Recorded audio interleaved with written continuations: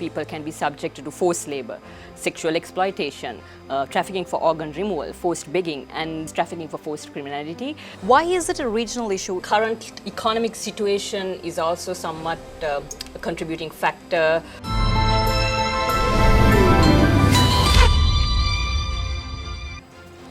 We always talk about politics when we're on Crossbow, but there are other pressing issues that the people you have to know about. Last night, there were 20 Sri Lankans that were repatriated from Myanmar after they were stuck in a cybercrime slavery camp. A lot of us don't even know what that actually means, and today we have the head of the protection unit of the IOM, Minoli, with us to explain more about what this issue is. So Minoli, more than me telling the people what happened, I think you should walk them through and tell what this issue is about, because of course News First has been constantly following on this story. But tell our viewers what actually happened, why were they even rescued, why they had to go there. Walk us through it. Thank you. As we all know, human trafficking is a heinous crime. It can take different forms. People can be subjected to forced labor, sexual exploitation, trafficking for organ removal, forced begging, and the novel and evolving form of human trafficking is trafficking for forced criminality. We see this trend in the Southeast Asian region. We have repatriated about 40 Sri Lankans who have been trafficked to Laos last year. And in April, 8 Sri Lankans were repatriated by IOM, and yesterday, midnight, IOM was involved in the repatriation of 20 Sri Lankans who were trafficked through the cyber scamming compounds in Myanmar. Of course, IOM's role involved providing immediate assistance and repatriation, but there were other stakeholders who were involved in the process. Of course, without the support of the government of Sri Lanka, especially the Ministry of Foreign Affairs, the Ministry of Defence and the National Anti-Human Trafficking Task Force, the Sri Lankan Embassy in Thailand, Sri Lankan Embassy in Myanmar, as well as other non-governmental organizations, UN entities, as well as institutions like yours, media, played a very crucial role in the rescue and repatriation of these victims. So I believe awareness is key.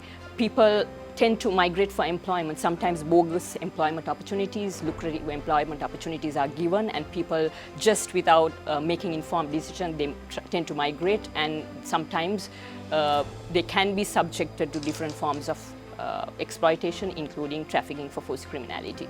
Minoli, you said Southeast Asia. Why is it a regional issue? Is it the mindset of the people, or is it those areas that those people who are carrying out these human trafficking rings target?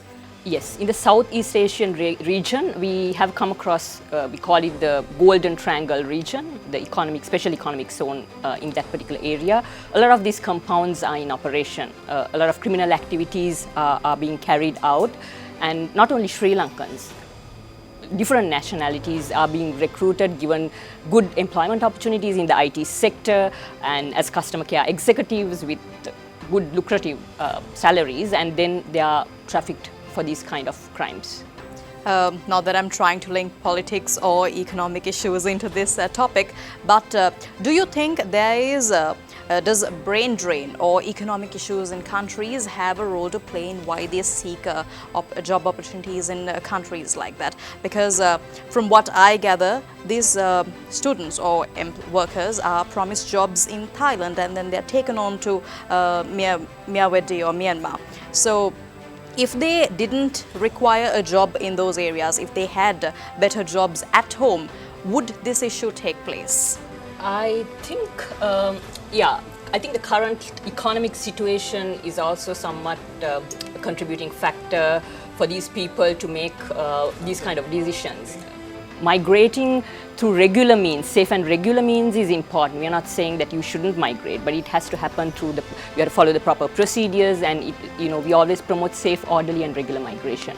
So I think maybe due to lack of awareness, due to the current economic situation in Sri Lanka, people tend to migrate without doing research, without making informed decisions. Not to jump in, but you said lack of awareness. Is it because the government institutes are not giving them enough awareness about this? Are they not teaching the people what they need to know before they migrate? Yes, I think it's not only the responsibility of the government to raise awareness among public. I think it's the responsibility of every citizen to ensure that they make an informed decision. Of course, the government, non-governmental entities, UN entities, and entities like yours have a crucial role to play in raising awareness among the general public. And as citizens, I think, especially when we are migrating for employment, the proper procedures should be followed. And especially if you're migrating for employment, it's mandatory that you register at the Sri Lanka Bureau for Foreign Employment according to the Sri Lankan law. So I believe awareness is key, and each and every one of us have a responsibility, and we have to make informed decisions about our regular migration pathways. And when we started off, you mentioned a couple of incidents that took place that the IOM took measures to sort out. But what are the long-term plans that the IOM has, or what are the long-term plans that you all, together with the government, non-government and foreign entities, have put in place to ensure that situations like this don't take place in the future? Yes.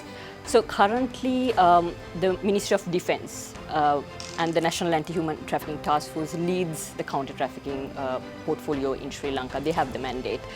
So we do collaborate with the Defence Ministry and the task force, and we do closely collaborate with the Ministry of Foreign Affairs when it comes to trafficking issues. And entities like yours, especially when we are talking about the Bali process meeting which took place in Sri Lanka recently, I think advocacy is very much important. It's not awareness is key, of course, training, capacity building, and not only that, I think people should do their own research before migrating for employment. So currently there is a National Strategic Action Plan to monitor and combat human trafficking from 2021 to 2025. So the Defence Ministry as well as the National Anti-Human Trafficking Task Force are very much in charge of implementing this action plan. So whatever the activities that we are implementing is somewhat contributing to the broader National Strategic Action Plan in place. So in terms of prevention, like I mentioned, we do conduct trainings, capacity building programs for government, non-governmental stakeholders. We conduct public awareness campaigns, media campaigns in collaboration with entities like yours. So prevention is important, and also protection, not only prevention, but of course for victims who have been trafficked. There should be proper measures in place to protect them, assist them. So that is also equally important to us. Prosecuting the perpetrators, ensuring that these traffickers are prosecuted according to the Sri Lankan law so that we deter this crime from taking place over and over again. And the partnerships is very much key, not only among the government, non-governmental stakeholders and the UN entities, but also the media plays a very important role in this process. The advocacy is very much key. Of course, and that was our conversation with Head of the Protection Unit of the IOM, Minoli, who joined us on the Crossbow. We'll see you in another episode.